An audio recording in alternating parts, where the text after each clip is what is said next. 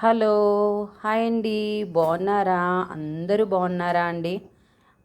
మరి ఈరోజు ఏంటంటే ఏంటి పెట్టారా అని మీరు అనుకుంటున్నారా? కాదండి, ఈరోజు మా పాపకి నేను లంచ్ బాక్స్ రెడీ చేశానండి. అయితే లంచ్ బాక్స్కి ఏం రెడీ చేశానంటే పుదీనా, పల్లీలు, టమాటాలు, మిర్చి ఇవన్నీ కలిపి చక్కగా పచ్చడి చేశానండి. అది బాక్స్లో పెట్టానండి రైస్ తోటి. అలాగే పుదీనా పచ్చడి కూడా కొంచెం నంచుకోవడానికి బాగుంటుందని అది కూడా పెట్టానండి. అలాగే ఫ్రూట్ స్నాక్స్ టైంలోని ఫ్రూట్ తింటే బాగుంటుందని ప్రతి ఒక్క రోజు ఫ్రూట్ కానీ లేదనంటే చెగోడీలు కానీ మిక్చర్ కానీ లేదంటే చాక్లెట్స్ కానీ బిస్కెట్స్ కానీ ఇలా ఏవో ఒకటి ఇవ్వటం, లేదనంటే కీరాలు కానీ ఇలా ఏవో ఒకటి పెడుతుంటానండి. అయితే ఈరోజు ఏంటంటే బొప్పాయి పెట్టానండి. బొప్పాయి పండు చాలా మంచిది కదండి, ఆరోగ్యానికి నిజంగా చాలా మంచిదండి. అందులో పిల్లలకి ఇంకా పెడితే చాలా మంచిదండి.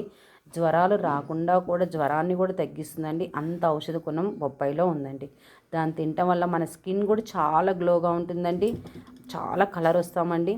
అంటే ఒక్కరోజు 2 రోజులు అని కాదండి, కనీసం మనం ఒక 3-4 మంత్స్ అంటే వీక్లీ ట్వైస్ కానీ వాడినట్లయితే సరిపోతుందండి. రోజు ఏం వాడవసరం లేదు. ట్వైస్ వాడినట్లయితే చాలా బాగుంటుందండి.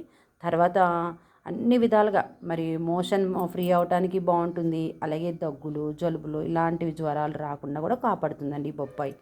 తర్వాత పుదీనా వల్లండి మనకి ఇప్పుడు ఎక్కువగా అండి వర్షాలు పడుతున్నాయి కదండి. ఈ వర్షాల్లో ఏంటంటే దగ్గులు జలుబులు జ్వరం అనేది వచ్చేస్తున్నాయి అందరికీ కూడా.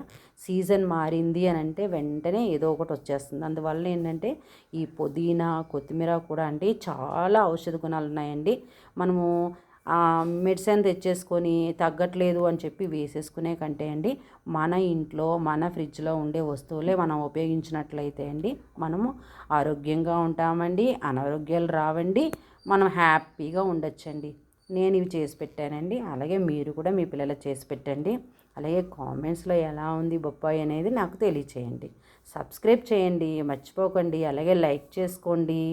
ఓకేనా అండి? బాయ్ అండి. థ్యాంక్ యూ అండి.